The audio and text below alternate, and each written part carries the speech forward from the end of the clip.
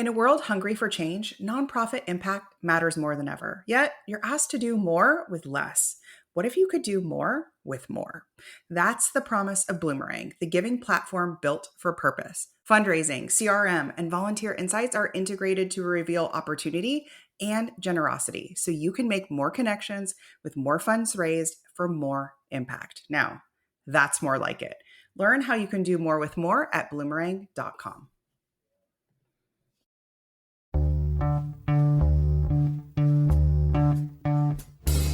Welcome to the Purpose and Profit Club podcast for nonprofit leaders, mission-driven creatives, and social entrepreneurs. Get ready to stop dreaming and start doing. Here, ideas become action. We prioritize purpose and profit. You ready? Let's go. If your nonprofit feels stuck at the same revenue level year after year, the problem might not actually be your donors. It might be your calendar. Most leaders are spending their week reacting to emails, requests, operational noise, while work that actually grows the organization's revenue never gets protected time. And that's what we're digging into today. This concept of CEO time, the leadership habit almost no one talks about in our sector. So there's a leadership habit that determines whether or not a nonprofit grows or quietly plateaus or it actually starts to dip in funding. And this concept is CEO time. It's something that I created as an answer, a reaction to this rampant problem in our sector. And if you're listening and thinking, I've never heard of that, what are you talking about? You're not alone. Or you may have an idea of like a CEO in a pantsuit doing something, presenting to a chamber of commerce. That's not it either. So most nonprofits don't even realize that this is a huge part of their fundraising problem.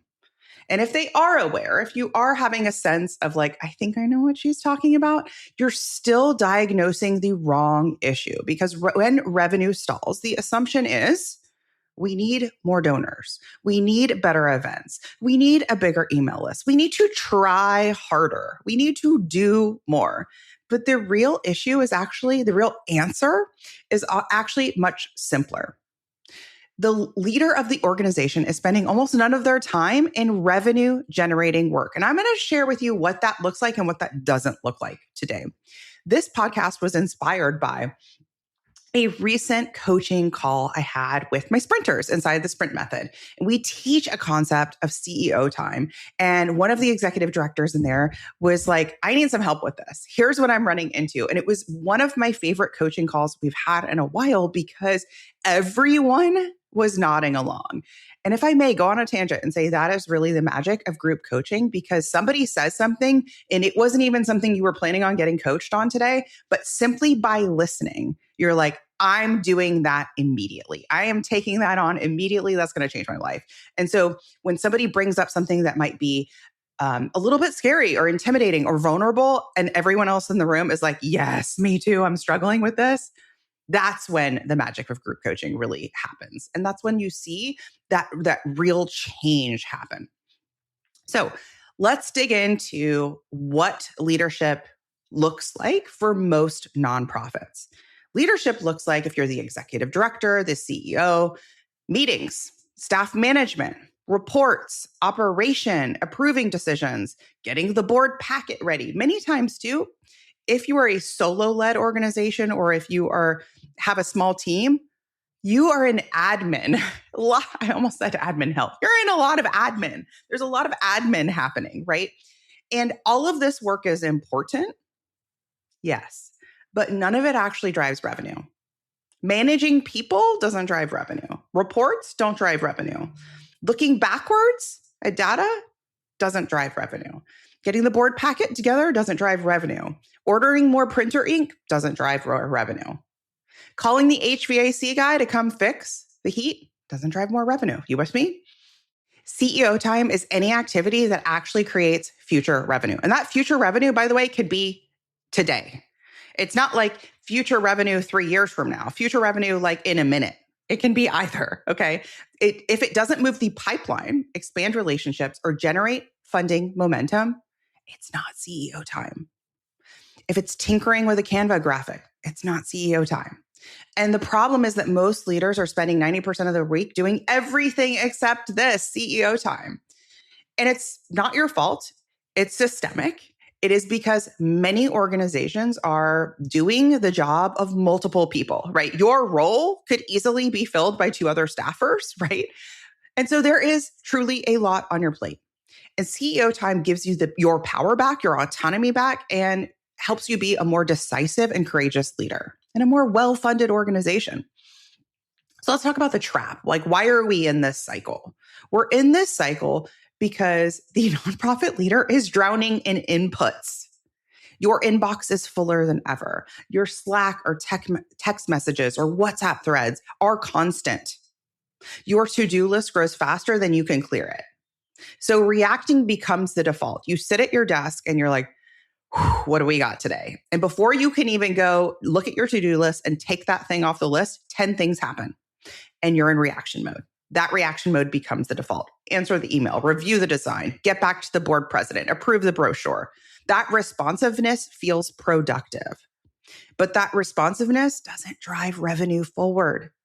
And that's the trap. That's the cycle that you're stuck in. And so many leaders are stuck in.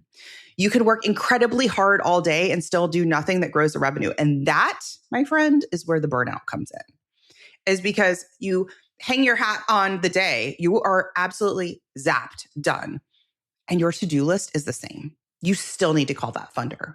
You still need to have that donor meeting. You still have that group of 20 lapsed donors from last year on your to-do list. Call lapsed donors, right? None of that has moved. The real issue isn't laziness or lack of motivation. It's this misallocated attention and this cycle. This cycle is now part of the culture of the organization, that leaders are spending the majority of their time reacting to operational needs. Your program manager needs you. That, somebody called and you have to respond right away. Somebody's having trouble with their credit card. You are admin. You are director of operations. You are a director of programs. You're all of the things.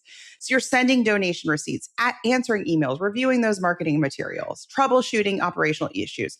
And those needs feel urgent, right? They feel urgent, but they're not growing the revenue. Meanwhile, let's talk about what activities do grow the revenue. What happens during that CEO time? Courage, focus, decisiveness, boundaries, strategic thinking. And these are a lot easier to postpone. These are a lot easier to put off. So that cycle repeats, react, respond, react again. The pipeline slowly dries up. And the real cost here is that avoiding CEO time doesn't just slow growth, it introduces that burnout, right? It doesn't feel good to feel like you're not moving the needle for your impact, right? For your organization. I had a webinar recently, and one of the questions that I asked attendees was this idea of like, do you believe your mission is meant for more, could impact so many more people than it could right now? And the chat was flooded with yeses. And generating more revenue, bringing in more donations helps to make that happen. It's an important driver of whether or not that's happening for your organization, whether or not you can expand or add a new program. So let's talk about the plateaus. Revenue stops growing, momentum slows, the leader starts to feel exhausted, your team starts to feel exhausted, your volunteers might feel exhausted. That constant working cycle is happening, but nothing actually feels like you're moving forward. I always picture being in a swimming pool, treading water. You are like burning calories. You are moving your body. Your muscles are tiring and you haven't moved an inch. Eventually, one of two things happen, especially for founder-led organizations. This is a big one, and it bums me out so hard.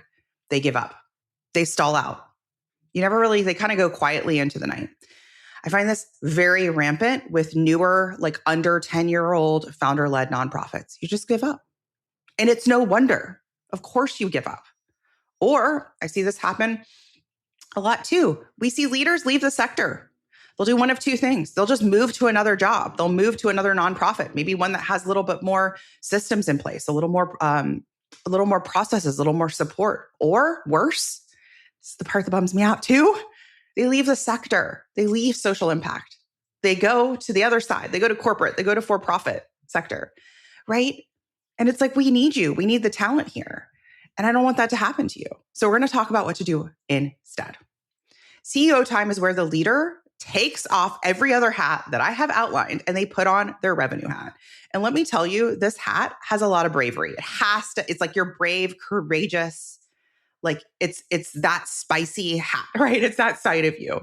This protected time is where you focus on what creates the future of the organization. So here are some of those activities: donor conversations, relationship building, partnership development, campaign strategy, building your next sprint campaign, creating the story, the messaging, bringing in your peer partners, your audience amplifiers for visibility and outreach, pipeline development. This is where funding momentum actually begins. It's not in the inbox. It's not in operations. It's not buying more toner for your printer. It's in relationships and in strategy. And let me tell you, this takes a lot of guts because it is a lot easier in the courage department, not in the time department, in the courage department, to tinker with emails, to tinker with Canva graphics, to apply for another grant, to work on your whatever, admin something, than it is to do these activities. These take guts, these take courage, these take commitment. And that is why we focus on CEO time. It's its own module inside the Sprint method. So that when organizations join Sprint, they come to me and one of the biggest challenges they name isn't the strategy, it's this overwhelm. It's this cycle. They don't really have a name for it. And I'm like, CEO time, go to that module. I got you. And it requires that self-accountability. It requires, blocking CEO time, which sounds simple. Blocking CEO time. Sure, I'm going to do that.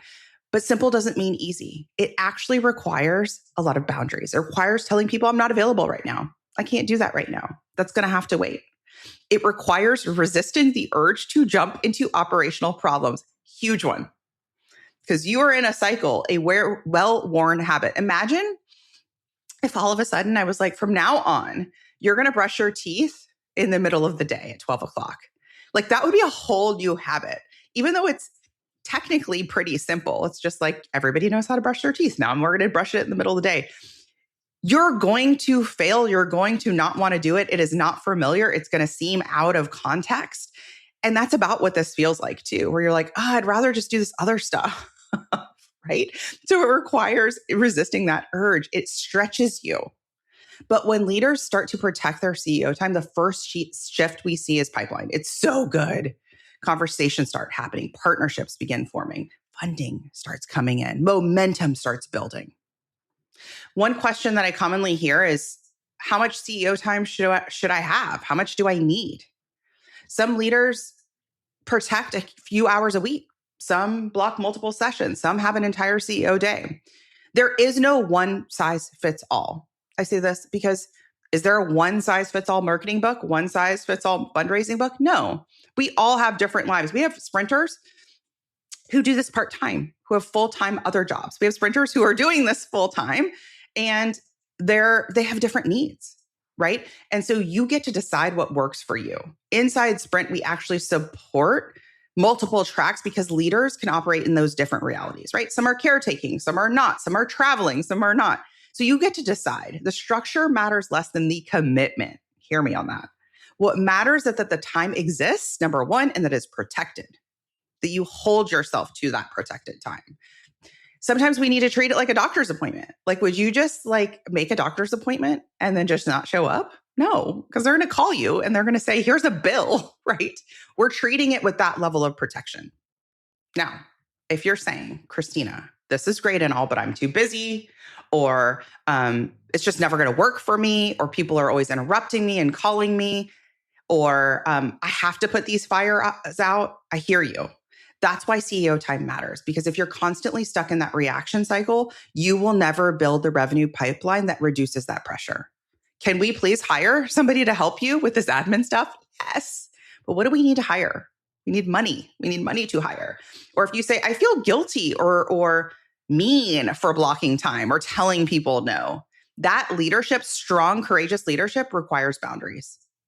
The 10-year CEO version of you leading a multi-million-dollar organization is absolutely having these boundaries and having these conversations.